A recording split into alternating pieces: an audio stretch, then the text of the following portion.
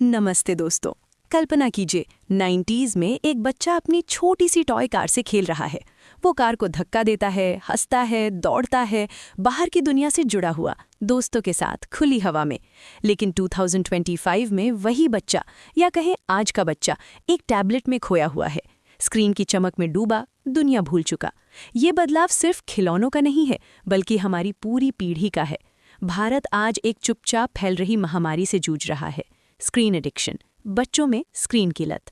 ये लत आंखों की रोशनी छीन रही है, नींद उड़ा रही है, मोटापा बढ़ा रही है, ADHD जैसी बीमारियां पैदा कर रही है, और यहाँ तक कि वर्चुअल ऑटिज्म जैसी नई समस्या भी। आज की ये कहानी असली कहानियों, रिसर्च और ठोस समाधानों पर आधारित है। हर भारतीय माँ बाप को ये जानना जरूरी है, क्योंकि स्क्रीन हमारे बच्चों का भविष्य बदल रही है। आइए इस सफर पर चलते हैं। पहली कहानी, रिया। मिलिए रिया से, दिल्ली की 8 साल की बच्ची।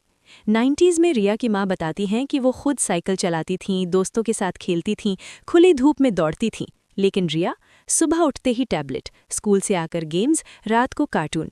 माँ पापा काम में व्यस्त और सोचते हैं कि टैबलेट बच्चे को शांत रखती है। लेकिन एक दिन रिया की आंखें लाल हो गईं।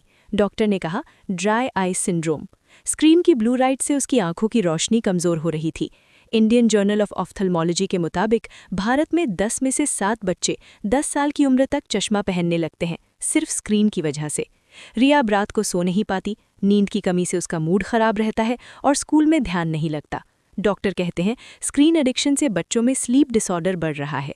मेलेटोनिन हार्मोन प्रभावित होता है, जो नींद के लिए ज़रूरी है। WHO रिपोर्ट कहती है 5 से 17 साल के बच्चों को दिन में 1 घंटे से ज़्यादा स्क्रीन टाइम नहीं होना चाहिए, लेकिन भारत में औसत 3 से 4 घंटे। दूसरी कहानी, आरव। अब मिलिए अहमदाबाद के 10 साल के आरव से। वो पहले फुटबॉल खेलता था, दोस्तों के साथ मैदान में दौड़ता था, लेकिन अब PUBG और फोर्टनाइट में खोया रहता है। वजन बढ़ गया क्योंकि बाहर जाना बंद कर दिया। मोटापा स्क्रीन की लत का सबसे बड़ा खतरा है। इंडियन एकेडमी ऑफ पीडियाट्रिक्स की स्टडी कहती है, स्क्रीन टाइम बढ़ने से बच्चों में ओबेसिटी का खतरा 30% बढ़ जाता है। आरव अब ADHD के लक्षण दिखा रहा है, ध्यान भटकना, चिड़चिड़ापन, गुस्सा और अकेलापन। उसकी माँ कहती है, वो बात नहीं करता, बस स्क्रीन पर रहता है, अब उसके दोस्त भी नहीं हैं। सबसे चौंकाने वाली सच्चाई, वर्चुअल ऑटिज्म। अब बात करते हैं वर्चुअल ऑटिज्म की। ये क्या है? रिसर्च कहती है, अगर 2 साल से कम उम्र के बच्चों को ज़्यादा स्क्रीन दी जाए तो उनकी सोशल स्किल्स प्रभावित होती हैं।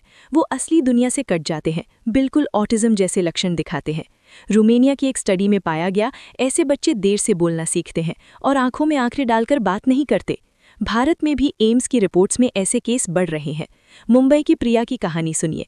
उसका 3 साल का बेटा दिन रात टैबलेट पर कार्टून देखता था।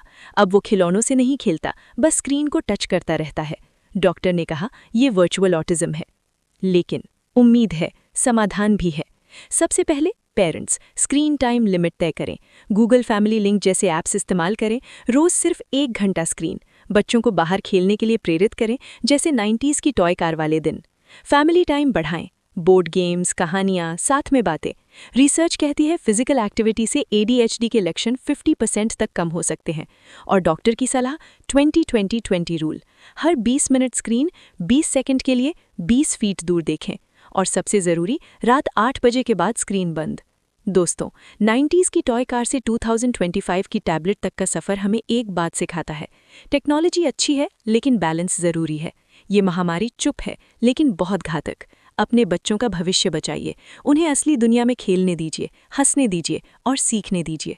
अगर ये कहानी आपको छू गई हो तो इसे शेयर करें, हर माँ बाप तक पहुँचाएं। धन्यवाद, जय हिंद, और चैनल को सब्सक्राइब करना ना भूलें।